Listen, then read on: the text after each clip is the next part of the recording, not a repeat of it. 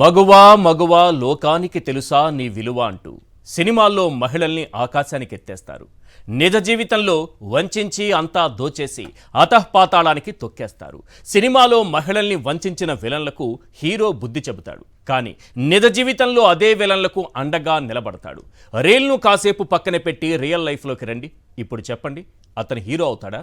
అయ్యా వకీల్ సాబ్, ఓ మహిళను మాయమాటలతో నమ్మించి నువ్వే నా లైఫ్ వైఫ్ కైఫ్ అంటూ రైమింగ్తో ఆకర్షించి మంచి టైమింగ్తో ఆమెను మురిపించి లైంగికంగా వంచి 1,30,00,000 దోచి అడ్డంగా దొరికిపోయిన కిరణ్ రాయల్ను పార్టీ కార్యక్రమాలకు దూరంగా ఉండమని ఆదేశించారు. నిజానికి అమాయకులైన మహిళలకు దూరంగా ఉండాలని ఆదేశించాలి.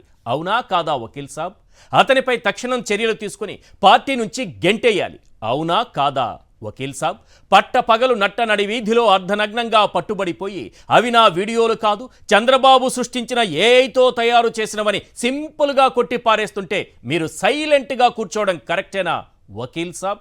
రాష్ట్రమంతా కళ్ళప్పగించి ఆ వీడియోలు చూసిన తరువాత కూడా అతన్ని రక్షించేందుకు, బాధితురాలిని జైలు పాలు చేసేందుకు మీరే వెనుక నుంచి స్క్రీన్ ప్లే డైరెక్షన్ చేయటం కరెక్టేనా వకీల్ సాబ్?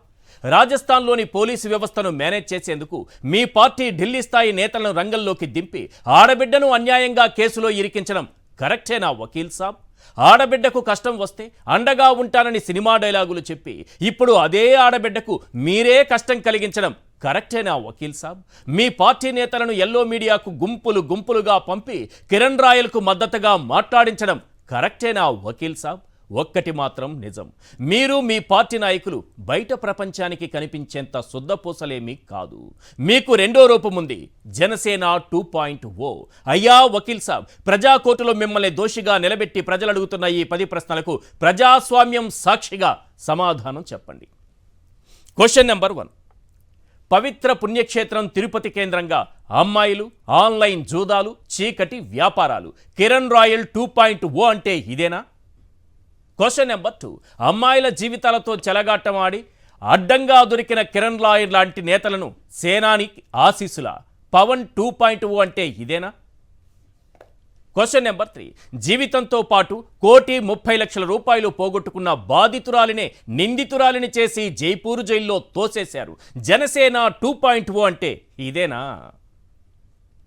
Question number 4. జనసేన కీలక నేత జైపూర్లో చక్రం తిప్పితే బాధితురాలు లక్ష్మి తిరుపతిలో అరెస్ట్ అయింది. ఆ పార్టీలో ప్రజాస్వామ్యం అంటే ఇదేనా?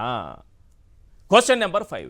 బాధితురాలికి అండగా నిలవకుండా కిరణ్ రాయల్కు మద్దతుగా నిలుస్తారు. మహిళల పట్ల జనసేనకున్న గౌరవం ఇదేనా? Question number 6.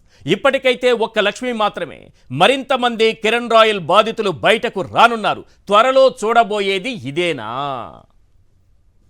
Question number 7. కొందరు వీర మహిళలకు సైతం పార్టీ నేతల నుంచి వేధింపులు తప్పడం లేదట. జనసేన పార్టీ మూలాల్లో దాగిన మూల సిద్ధాంతం ఇదేనా? Question number 8.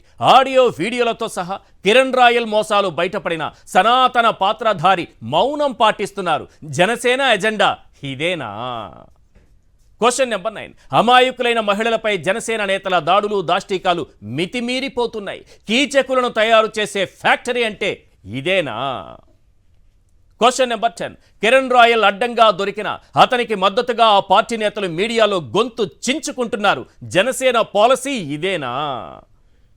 ప్రజలు అడుగుతున్నటువంటి ఈ 10 ప్రశ్నలు ప్రజా కోర్టులో మీకు ఎలాగూ చట్టం, న్యాయం, ధర్మం, రాజ్యాంగం వీటిపైన ఎలాగో మనకు గౌరవం లేదు కాబట్టి ప్రజా కోర్టులో ప్రజలు అడుగుతున్నటువంటి ఈ 10 ప్రశ్నలకైనా సమాధానం చెప్పాలి. ఎందుకంటే ఇప్పుడు వస్తున్న అనుమానం ఏంటంటే, బాధితురాలినే నిందితురాలిగా చేసి జైపూర్ జైలుకి తరలించారంటే ముందుగానే కిరణ్ రాయల్ చెప్పినట్టుగా అతనేమన్నారంటే, నా వెనక జనసేన ఉంది, నా వెనక పవన్ కళ్యాణ్ ఉన్నారు, నా వెనక నాదెండ్ల మనోహర్ ఉన్నారు, నా వెనక వీర మహిళలు ఉన్నారు. ఇదంతా అతను బెదిరించినటువంటి మాటలు. అంటే నాకు తెలిసి పవన్ కళ్యాణ్, నాదెండ్ల మనోహర్, ఇతర పార్టీలోని మహిళలు వీళ్ళందరూ కూడా అమ్మాయిలపై అరాచకాలు చేయాలని ప్రోత్సహిస్తున్నారా ఏంటి?